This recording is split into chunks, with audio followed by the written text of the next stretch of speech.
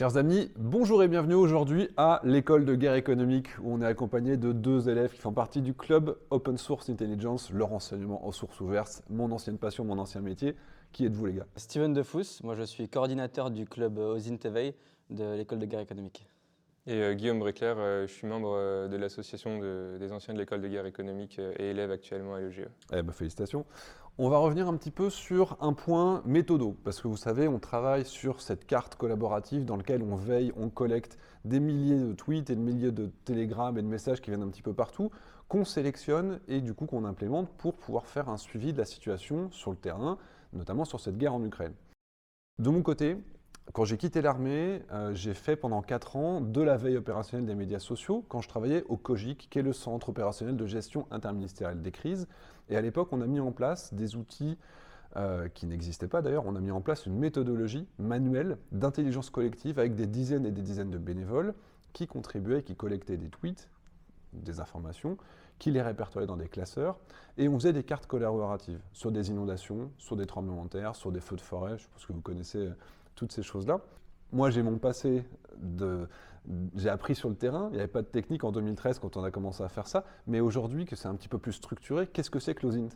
Alors l'OSINT, bon, les initiés savent déjà ce que ça veut dire, mais en fait c'est l'acronyme d'Open Source Intelligence ou ROSO, renseignement d'origine source ouverte en français.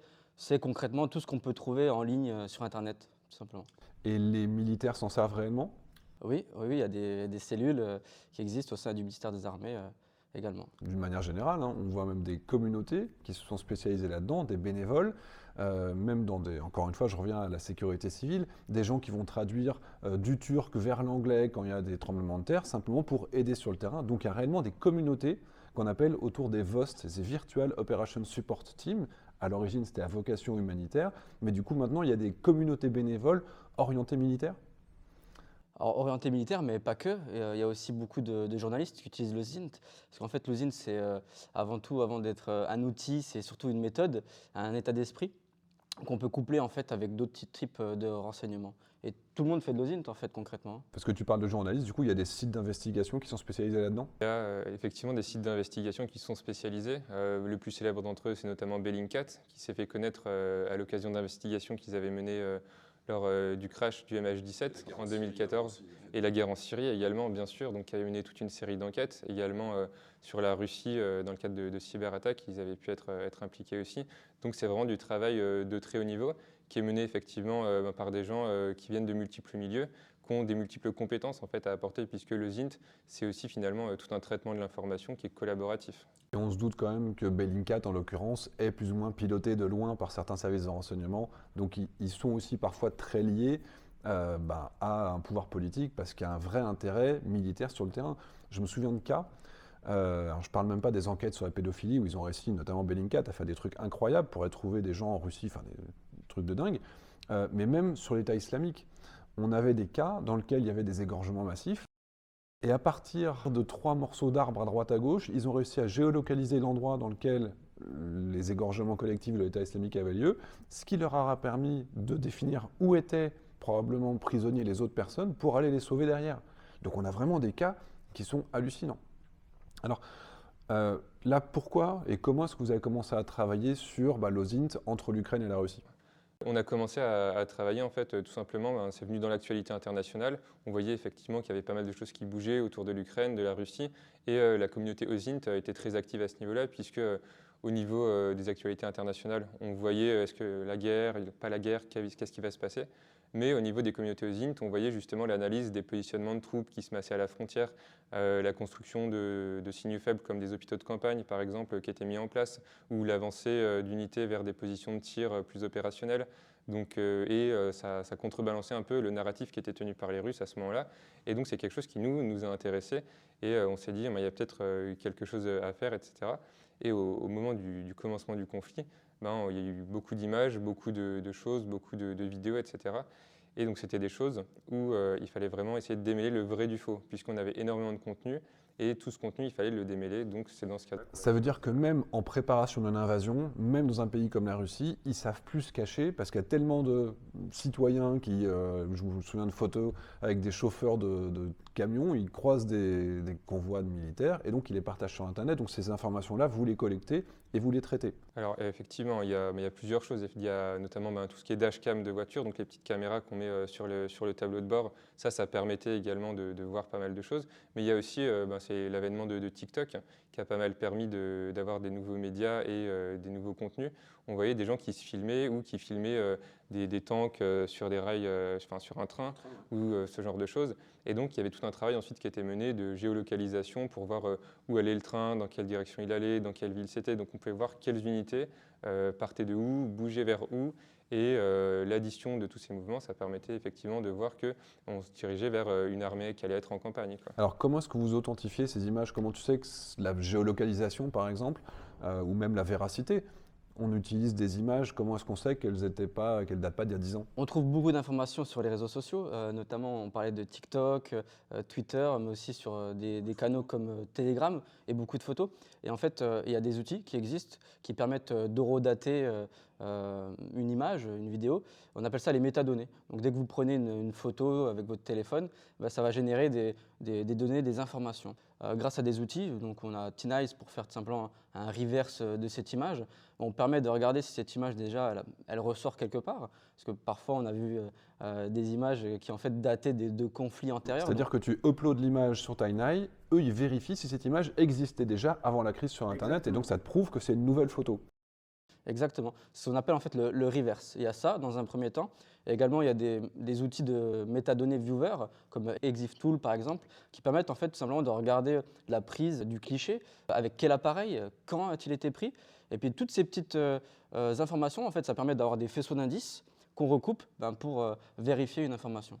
Il y a également des photos qui peuvent être truquées. On parle beaucoup du deepfake. Bon, ça, évidemment, il y en a certainement. Mais comment est-ce qu'on peut facilement vérifier qu'une photo n'a pas été modifiée?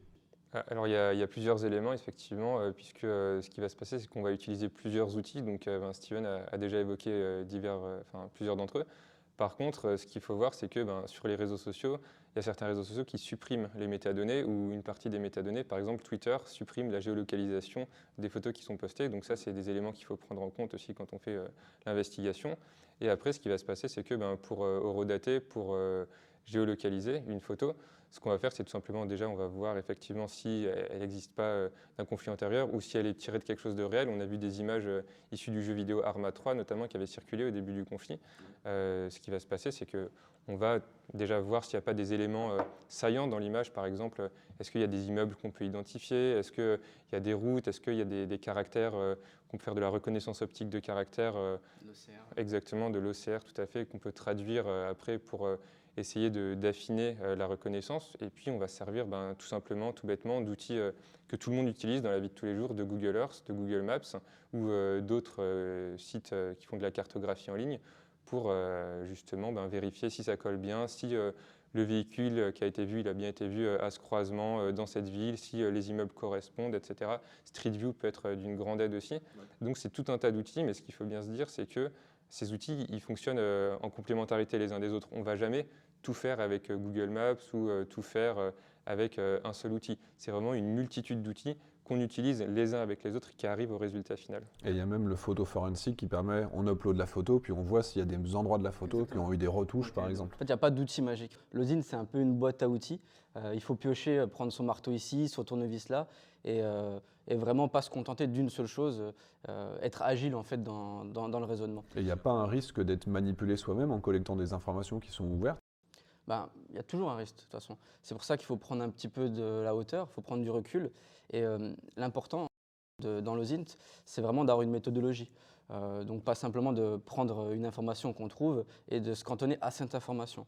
Là, la particularité de ce conflit, on l'a dit, c'est qu'il n'y a pas vraiment de brouillard de guerre. C'est que tout le monde publie tout et même parfois n'importe quoi.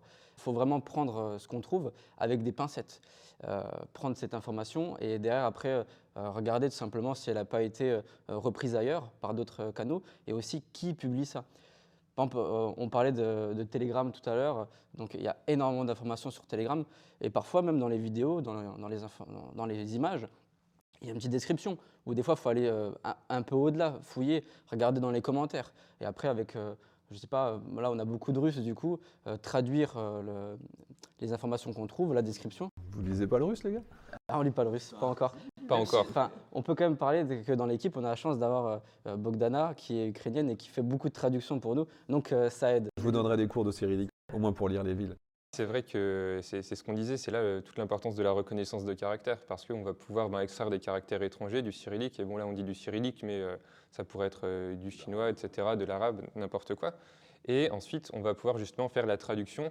Les outils de traduction DeepL, Google Translate, ils fonctionnent très bien. Généralement, c'est suffisant. Ça peut parfois être un peu touchy pour les noms de lieux parce qu'on ne sait pas trop si ça correspond, quel mot rentrer dans Google Earth, etc., s'il y a des synonymes, ce genre de choses. Mais dans l'ensemble, ça donne plutôt des bons résultats. Et puis après, avec un peu de patience, on arrive à recouper aussi.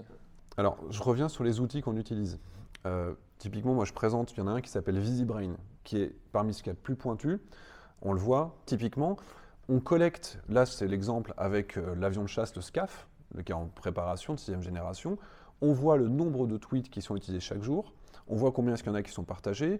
On peut regarder également quels sont les articles qui ont fait le plus le buzz et le nombre de partages. Et par exemple, si je clique sur cet article, je vois qui a été la personne qui a le plus partagé. Donc je peux identifier les influenceurs principaux autour d'un sujet et je peux aussi les classer par ordre chronologique. C'est-à-dire que je peux revenir à l'origine d'une situation, par exemple avec un mot-clé que je peux acheter, et là on est sur une question exhaustive. Donc là c'est des outils qui sont payants évidemment, des outils professionnels, mais même en open source, je suppose qu'il y a des choses qu'on utilise, typiquement TweetDeck, vous l'utilisez également, donc là c'est quoi? TweetDeck, en fait, c'est un site internet gratuit qui permet de construire un dashboard avec plusieurs tweets, en fait, d'avoir Par exemple une recherche sur un sujet. sujet, voilà, exactement. Et on peut mettre plusieurs comptes, un à côté de l'autre, et ça permet de suivre l'évolution du fil d'actu. Mais après, pour rebondir un peu sur les outils, il existe aussi voilà, des outils de cartographie qui permettent de mettre en lumière en fait, d'où vient le tweet et la communauté qui est autour de ça. Et ça permet de regarder qui publie quoi, quand, et surtout quels sont les relais derrière qui font caisse de résonance. Et là, c'est là qu'on arrive un peu à isoler tous les bots, tous les trolls. Ouais, ça se voit vite, hein. Moi, personnellement, sur ma chaîne, les pro-russes, ils se lèvent vers 5 h du matin, heure française, et ils arrêtent leur journée vers 21 h. Comment reconnaître un faux profil, typiquement c'est que le faux profil, il va peut-être te faire 500 tweets en une journée. Concrètement, une personne normale ne peut pas avoir ce rendement-là, hein. Ou même va tweeter toujours à heure fixe, parce qu'il va utiliser des logiciels, et donc ça va tweeter tout le temps à 00. Et personne tweet, par exemple, à midi 000 secondes. Et donc là, c'est vrai que ça permet d'avoir des faisceaux d'indices, encore une fois, et lorsqu'on remet tout, on peut vite se rendre compte qu'on peut être manipulé, quoi. Avec des conséquences comme l'astrosurfing qui ont été vues par le passé également pour faire semblant qu'il y avait le buzz autour d'un sujet, pour le faire monter. Notamment, on a vu ça avec beaucoup de comptes du Bangladesh qui étaient favorables aux Jeux Olympiques, je crois que c'est à Los Angeles, des trucs. Ça se remarque assez vite. C'est un deuxième aspect parce que tu as l'aspect OSINT très tactique, proche du terrain, effectivement, où tu vas géolocaliser, où tu vas horodater des images, des vidéos. Et puis, tu as un aspect plus global, où là, justement, tu vas te concentrer sur qui influence qui relaie quoi. Et donc, avec des outils de cartographie, VisiBrain dont tu parlais, mais alors, il y en a une multitude d'autres, on va pas faire de liste. Placement produit. Ouais, exactement, mais toute cette multitude d'outils, elle va te permettre de voir qui se positionne par rapport à quoi, et donc de voir également que parfois tu auras des gens, tu t'attends pas forcément à ce qu'ils se positionnent de telle façon sur tel sujet, mais finalement ils sont très relayés. Et donc s'ils sont très relayés par telle ou telle communauté, est-ce qu'ils ne peuvent pas par exemple avoir un rôle entre guillemets d'idiot utile, ou de ne pas forcément être dans un positionnement précis, mais d'être réutilisé, récupéré par des communautés. Et donc ça va permettre d'avoir une analyse un peu plus fine, quoi, un peu plus profonde des enjeux qui sont sur le terrain, quoi. Parce que là, évidemment, il y a des possibilités de détournement de l'OSINT pour induire en erreur, pour faire croire des choses, parce que c'est de plus en plus utilisé, y compris par les officiels, pour se préparer, notamment sur des évacuations, des choses comme ça. Ils utilisent ces éléments-là. Complètement, oui, oui. Et puis, alors au-delà de ça, tu peux avoir des détournements qui sont bien plus importants. Tu peux avoir des détournements, par exemple, avec des gens qui vont faire de l'OSINT, mais qui sera du faux OSINT, entre guillemets, parce que dès que tu présentes une analyse d'OSINT, tu vas mettre des cadres colorés sur ton image pour dire ça correspond à tel endroit, etc., ça correspond à telle date. Ça, c'est une analyse qui prend du temps derrière. Et souvent, les gens, quand ils font une analyse d'OSINT, ils se disent ah ben c'est bon, il y a marqué OSINT, donc c'est que c'est vérifié, c'est que c'est sûr. Il faut quand même être sur ses gardes et conserver son esprit critique, parce qu'on a vu des choses qui parfois étaient utilisées pour contrer des narratifs et introduire des fausses informations. Bon, en l'occurrence, surtout, on pense à l'Ukraine.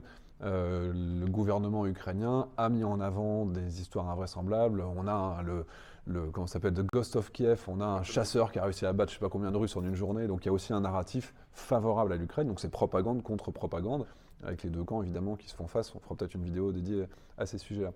Est-ce qu'on peut revenir sur quelques exemples précis? Je ne sais pas lesquels vous avez étudiés en particulier. Bon, il y en a un que j'adore, c'est l'histoire du GRU qui s'était fait choper avec des milliers de plaques d'immatriculation qui étaient toutes immatriculées au même endroit. Du coup, on savait que c'était tous des gars du GRU, donc les services renseignement russes. Est-ce qu'on a d'autres exemples de ce style-là dans lesquels on a réussi à identifier, par exemple, des services secrets qui étaient actifs? Oui, complètement. Et par exemple, tout un travail qui a été mené par OpenFacto, qui se concentre sur des sites internet qui ont été mis en place en fait, par le GRU, le renseignement militaire russe, comme tu disais, qui était là en interne en Russie pour relayer justement le discours officiel du Kremlin. Et ces sites, ils ont été identifiés tout bêtement à l'aide de Wiz. Donc Wiz, qu'est-ce que c'est?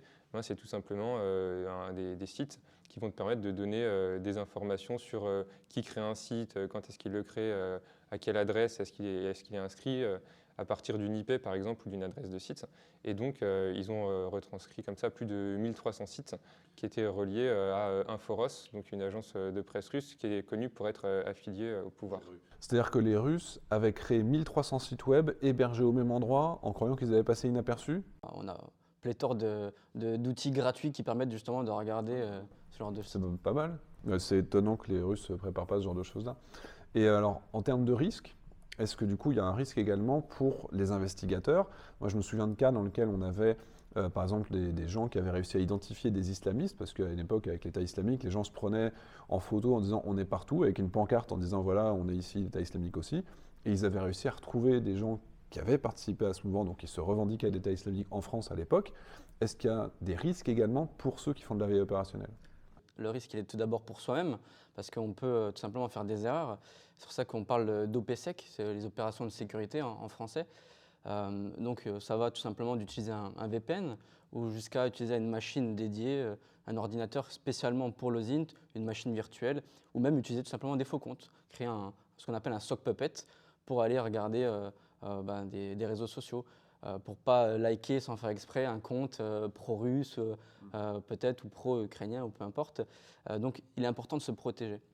Et également aussi de protéger les personnes qui sont sur le terrain, qui sont vraiment au cœur du conflit et qui partagent des informations. L'Ukraine, il y a deux cas. Oui, il y a deux cas, dans le gymnase notamment, le militaire qui se prend en selfie dans le gymnase, c'est tout con. Ils le partagent en temps réel et donc il y a les Russes qui ont tiré évidemment sur le gymnase dans lequel ils se préparaient à partir à l'assaut, il y a plus d'une dizaine de morts. Et également même des journalistes. On voit des journalistes qui vont dans des villages, qui disent « ouais, ici c'est notre truc secret, bon on est à côté de la crèche et on est en dessous du sol, l'agence de voyage du village ». Évidemment, il n'y a plus aucun secret, quoi. Il n'y a plus aucun secret. Et c'est là le risque, en fait. Et il faut avoir, je dirais, une éthique et avoir cette notion que ce qu'on publie, nous, derrière, depuis notre salon, depuis notre ordinateur, eh ben, ça peut avoir un impact réel et concret sur le terrain. C'est pour ça qu'il faut vraiment prendre les informations avec des pincettes et faire attention à ce qu'on publie. Tout n'est pas bon à dire. Par contre, on voit très clairement, les Ukrainiens aujourd'hui, ils s'en servent. La population participe à cette collecte de renseignements au profit de son armée. Oui. Et même, il y a eu officiellement le gouvernement ukrainien qui a mis en place un site pour répertorier la bonne volonté des gens qui voulaient partager l'avancée des Russes. Ça reprend bien l'esprit de l'OSINT en fait, dont on parlait tout à l'heure. C'est vraiment quelque chose de collaboratif.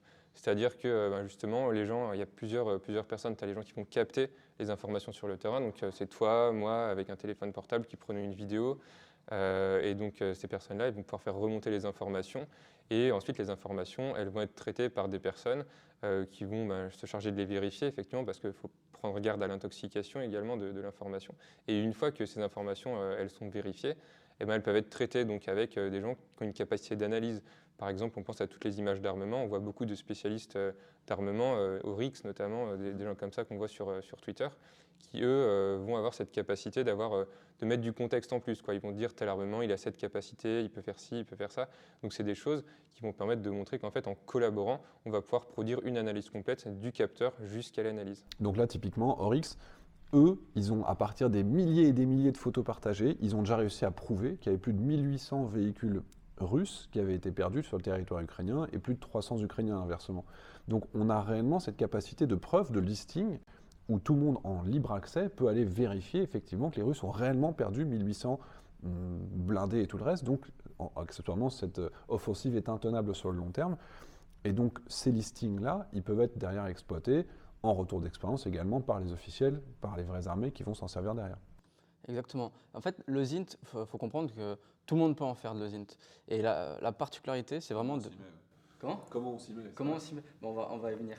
Mais du coup, le ZINT, c'est une information. Et là, l'intérêt, c'est vraiment de lui apporter une plus-value, de recontextualiser la chose et de travailler avec des experts, des analystes qui vont pouvoir contextualiser un événement ou une information. Et on va traduire, on va valoriser cette information pour en faire devenir un renseignement, tout simplement. Et typiquement, des comptes comme Coup Sûr sur Twitter, Coup Sûr, hein. qui est une référence française en plus, ça tombe bien, qui est un génie. Franchement, ce qu'il fait, c'est absolument incroyable.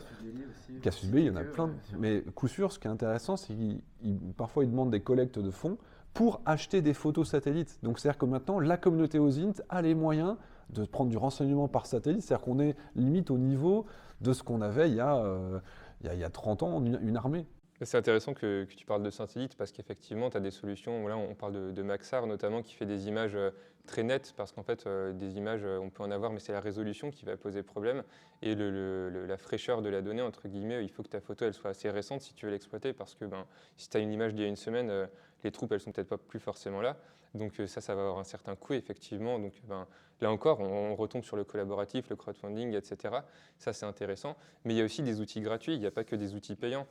Et des outils gratuits qui peuvent être détournés entre guillemets de leur finalité pour servir à des fins d'OSINT.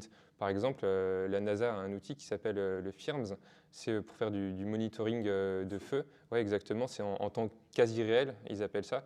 Je crois qu'il y a une latence de 3 heures entre la captation et la mise à jour du site. C'est pour les feux de forêt à l'origine. Exactement, à l'origine c'est pour les feux de forêt, mais ça permet d'identifier par infrarouge des sources de chaleur.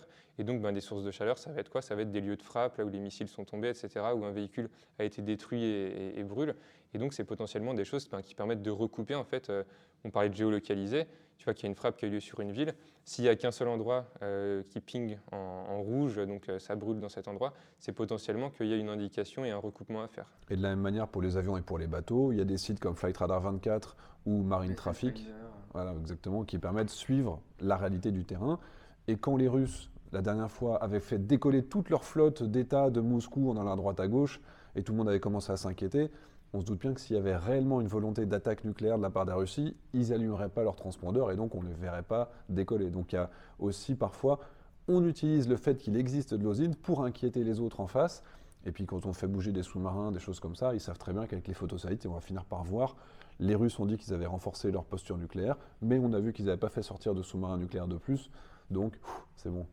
Tu vois, typiquement, le fait de voir des choses, de voir un transpondeur allumé, par exemple, c'est une information. Mais aussi le fait de ne pas le voir, c'est une autre information. C'est des signaux faibles, en fait, tout simplement. Parce que là, très clairement, il va y avoir des preuves sur les crimes de guerre qui vont venir de l'OSINT. On a des infos, même des enquêtes qui se font traditionnellement. On revient sur le MH17 où ils ont pu prouver l'origine du missile qui a abattu le MH17. Je suis en train de préparer une vidéo sur le sujet, donc teasing. Mais il y a beaucoup de capacités, même pour que l'OSINT, ce n'est pas un truc de source ouverte pour du journalisme à peu près. Il y a réellement des preuves, même en ciblage militaire, il y a cette possibilité d'utiliser des sources du coup qui viennent de l'extérieur. Et on sait même que l'État islamique, à l'époque, utilisait Google Earth pour voir les camps américains, où est-ce qu'était la cantine, à quelle heure, pour pouvoir viser spécifiquement avec de l'artillerie. Donc il faut faire gaffe aussi à ce qu'on partage. Et du coup, est-ce qu'il y a des communautés qui sont structurées? Vous, évidemment, vous en êtes une, mais est-ce que vous travaillez en réseau avec les autres? On a la chance, en France, d'avoir une grosse communauté francophone. On a parlé d'Open Facto, qui est une association d'investigation qui regroupe beaucoup de journalistes notamment, mais on a aussi une communauté qui s'appelle OSINT-FR, qui a plus de 6500 membres sur son Discord, qui permet de monter en compétences, de partager de l'information, parce que l'OSINT, c'est aussi le partage. On a également le projet Fox et le club OSINT de l'école de guerre économique, où là, nous, on vient partager nos connaissances. On crée des newsletters mensuels qui permettent de mettre à disposition l'OSINT à tout le monde, tout simplement. Vous avez même écrit quelques articles dans Air Cosmos, donc félicitations. Et on fait des conférences, notamment avec toi, qui viendra prochainement. Jusqu'au Covid, j'étais déjà venu plusieurs fois ici, dans cette salle ici, faire des cours. Enfin des conférences sur la veille opérationnelle des médias sociaux en gestion de crise. Et ce qui est important aussi, c'est de voir que le ZINT, comme tu l'avais dit, c'est un état d'esprit. Et donc, il ne faut pas se décourager parce qu'au début, c'est dur, on ne maîtrise pas forcément, on tâtonne un petit peu. Mais c'est normal, de toute façon, quand on fait des enquêtes, elles se résolvent pas en un claquement de doigts, quoi.